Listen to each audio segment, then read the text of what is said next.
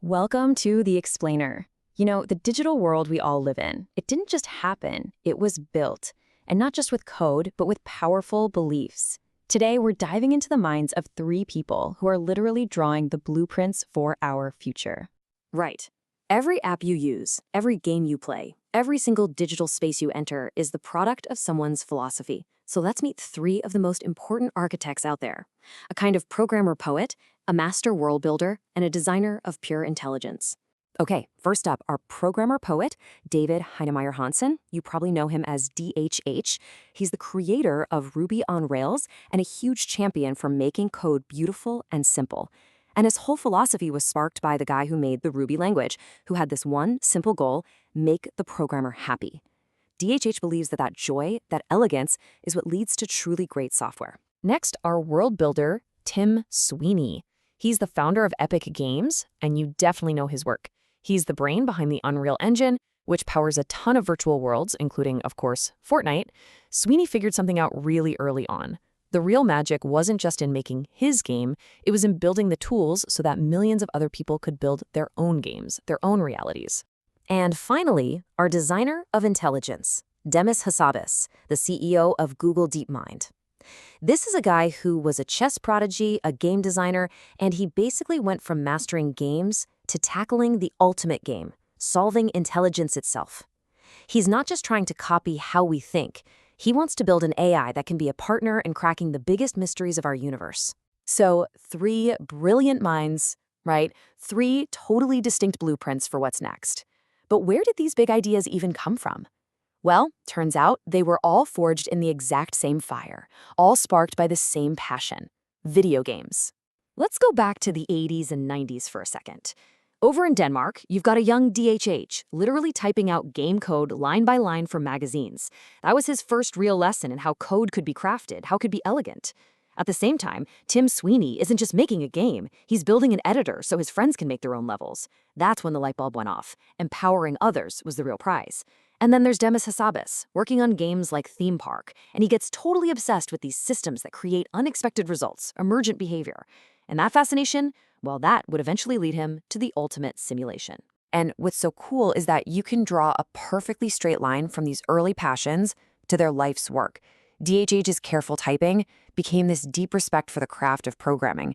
Sweeney's little level editor grew into a mission to build creation engines for the entire world.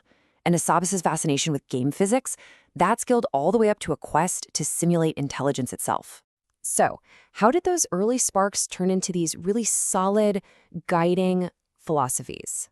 Let's take a look at how their unique approaches are shaping the digital world that we use every single day. This chart gives us a fantastic map of their priorities. But here's maybe a simpler way to think about it.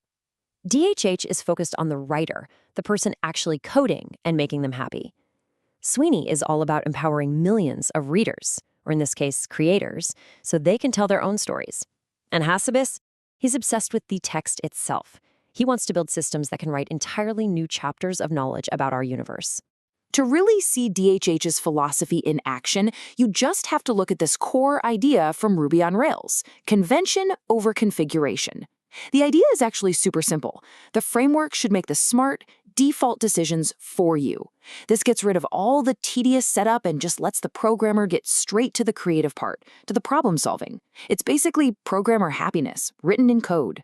DHH has this theory that so much of the software we use is just needlessly complicated, and he thinks programmers do it to fight off this existential dread, a kind of insecurity that their work might actually be pretty simple.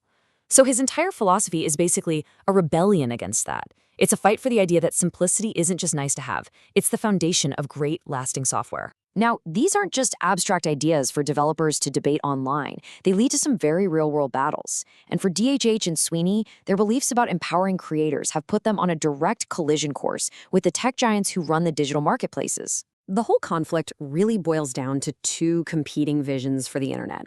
On one side, you have the walled gardens, companies like Apple, who control their ecosystems with an iron fist. And on the other side, you have this vision of an open web, a decentralized world where creators can just connect directly with their audience, no middleman required. Both DHH and Tim Sweeney have become really outspoken champions for that open model. And the fight often comes down to this one number: 30%. For years, that was the take-it-or-leave-it commission that platform owners like Apple demanded from every single sale. Now, for DHH and Sweeney, this isn't just a fee. They see it as a tax on innovation, a giant barrier that suffocates small developers and stops a truly open market from ever existing. Yeah, this whole thing got really personal for DHH when Apple actually threatened to kick his new app, Hey, out of the App Store because it wasn't using their payment system. He saw it as this huge betrayal from a company that used to be run by, in his words, unreasonable founders, but is now run by professional managers. For both of them, this isn't just about money. It's a fight for the basic freedom to create and connect with your own customers. Okay, so how do these philosophies hold up when you introduce the most powerful tool we've ever created, artificial intelligence? Well, this is where our three architects really diverge, and they offer three incredibly different visions for the future of creativity and discovery itself. The big question here is, what role is AI really gonna play? Is it just a fancy autocomplete? Is it a creative partner? Or is it something that will, eventually surpass us entirely? DHH, Sweeney, and Hassabis each have a compelling and very different answer. DHH is sort of the cautious craftsman in this debate. He's happy to use AI as an assistant, but he draws a hard line at tools that do the coding for him. He's worried about skill decay, the idea that if we lean too much on AI, we'll just become editors of its work, and we'll lose that deep competence that only comes from, actually building things yourself. Tim Sweeney, on the other hand, sees AI as the ultimate creative engine. He's looking at a future where AI is this tireless co-creator, generating huge, interactive, and stable worlds on demand. For Sweeney, this isn't a threat at all. It's the next massive leap forward in empowering creators. It's a tool that's going to unlock art forms we can't even imagine yet. And then you have Demis Hassabis, who believes AI's ultimate purpose isn't just to help us be creative, but to enable pure discovery. He's not interested in an AI that can just remix things we already know. He wants to build a system that can generate brand new scientific knowledge, an essential partner for solving humanity's biggest challenges, everything from curing diseases to figuring out the fundamental laws of the universe. So ultimately, these three philosophies aren't just about how we build software.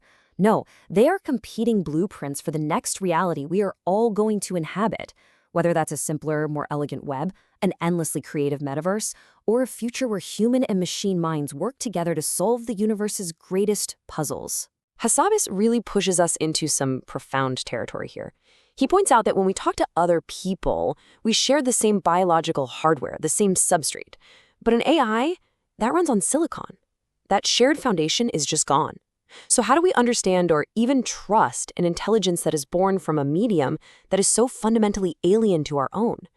It's a huge question. And then you've got Sweeney, ever the builder, who brings us right back down to the massive engineering problem at hand. The metaverse isn't just about cool graphics. It's about building a single, persistent digital world that millions of people can all edit at the same time without the whole thing just collapsing. It's a software challenge on a scale we've never seen before. And it's actually why he's building a whole new programming language called Verse just to try and solve it. So we're left with these three incredible, powerful visions: DHH's simpler, more human-focused web, Sweeney's wide-open, creator-driven metaverse, and Hassabis' AI-powered age of discovery. Now, they're not mutually exclusive, but they do prioritize very different futures.